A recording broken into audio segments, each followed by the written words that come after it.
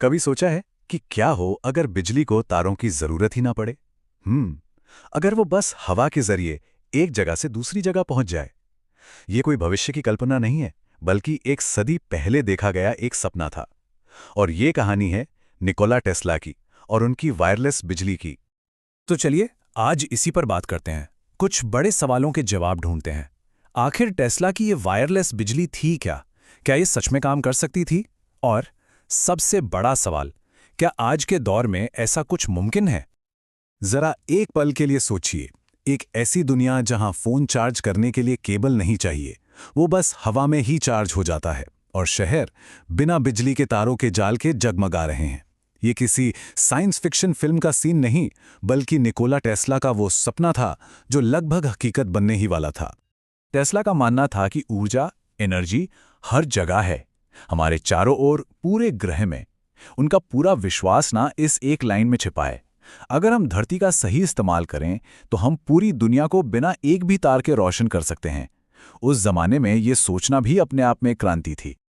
तो भाई, इस सपने को हकीकत में बदलने के लिए टेस्ला ने क्या किया? उन्होंने एक टावर बनाया, एक ऐसा टावर जो सच में दुनिया बदल सकता था। 187 फीट, ये सिर्फ एक नंबर नहीं था, ये टेस्ला की सोच की ऊंचाई थी। एक ऐसा ढांचा जो आसमान छूने के लिए बना था और जिसके इरादे उससे भी कहीं ज्यादा ऊंचे थे। इस विशाल टावर का नाम था वार्डन क्लिफ टावर। लकड़ी और स्टील का एक ढांचा जिसके ऊपर तांबे का एक बहुत बड़ा गुंबद चमकता था। पर यह सिर्फ एक बिल्डिंग नहीं थी, ये एक दरवाजा था, एक नई दुनिया का। एक ऐसी दुनिया जहां पावर और इंफॉर्मेशन दोनों हवा में सफर करते। तो सवाल यह है कि यह काम कैसे करता? टेस्ला का प्लान सुनने में बहुत सिंपल था, बस 3 स्टेप्स में। पहला, यह टावर हवा में हाई फ्रीक्वेंसी तरंगे भेजेगा। दूसरा, यह हमारी पूरी धरती को ही एक विशाल बिजली के तार की तरह इस्तेमाल करेगा। और तीसरा, हजारों किलोमीटर दूर कोई भी डिवाइस इस एनर्जी को हवा से ही पकड़ लेगा। और सुनिए, ये सिर्फ कोई ख्याली पुलाव नहीं था। 1899 में कोलोराडो स्प्रिंग्स में टेस्ला ने इसे साबित करके भी दिखाया। उन्होंने 40 मीटर दूर रखे बल्ब को बिना किसी तार के जला दिया। ये इस बात का पक्का सबूत था कि उनका जो मेन आइडिया था वो बिल्कुल सही था। लेकिन अगर ये सब काम कर रहा था तो फिर ये सपना टूटा क्यों? अब कहानी उस मोड़ पर आती है जहां विज्ञान का सामना होता है पैसे और मुनाफे की दुनिया से। इस प्रोजेक्ट के जो सबसे बड़े फाइनेंसर थे, जेपी मॉर्गन, उन्होंने टेस्ला से बस एक सवाल पूछा, एक ऐसा सवाल जिसने सब कुछ बदल दिया। उन्होंने पूछा, अगर बिजली वायरलेस होगी तो मैं मीटर कहां लगाऊंगा और पैसे कैसे कमाऊंगा? बस इसी एक सवाल में विज्ञान और व्यापार की लड़ाई छिपी थी। और बस इसी एक सवाल के साथ दुनिया को बदलने वाला वो सपना टूट गया। जेपी मॉर्गन को यह आइडिया बिल्कुल पसंद नहीं आया कि टेस्ला दुनिया को मुफ्त में एनर्जी देना चाहते थे। और इसका अंत बहुत तेजी से हुआ। 1901 में टावर का काम शुरू हुआ। सिर्फ 2 साल बाद 1903 में मॉर्गन ने सारी फंडिंग रोक दी। 1906 तक प्रोजेक्ट पूरी तरह बंद हो चुका था और 1917 में उस शानदार टावर को कबाड़ के भाव में तोड़ दिया गया। एक सपना जो मलबे के ढेर में बदल गया।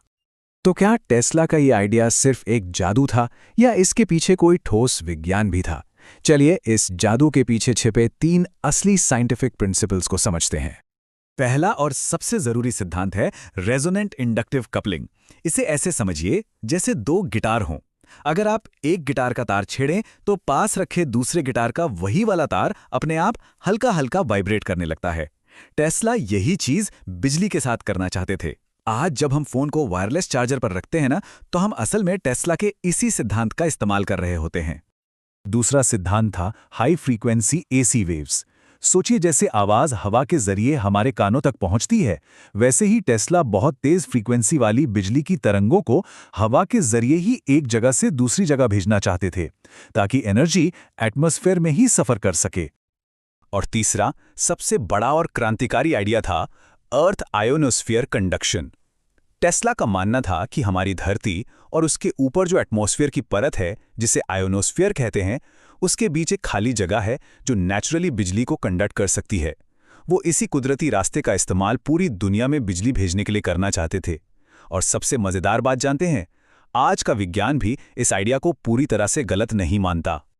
भले ही वार्डनक्लिफ टावर एक अधूरा सपना बनकर रह गया, लेकिन टेस्ला की सोच आज भी जिंदा है।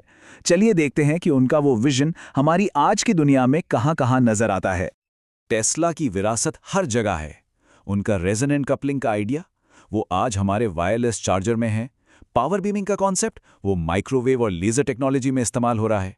वायरलेस इंफॉर्मेशन का सपना, अरे वो तो आज वाईफाई और रेडियो बनकर हर घर में मौजूद है।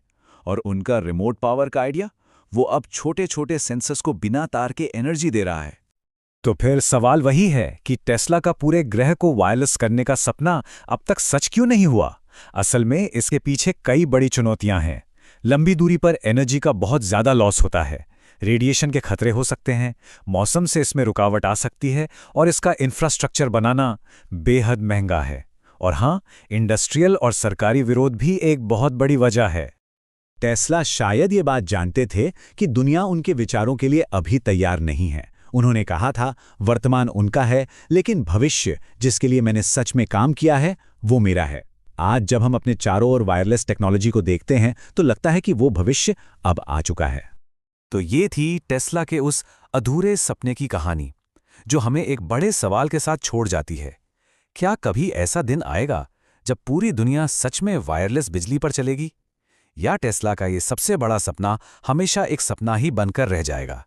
इसका जवाब शायद भविष्य के पास ही है।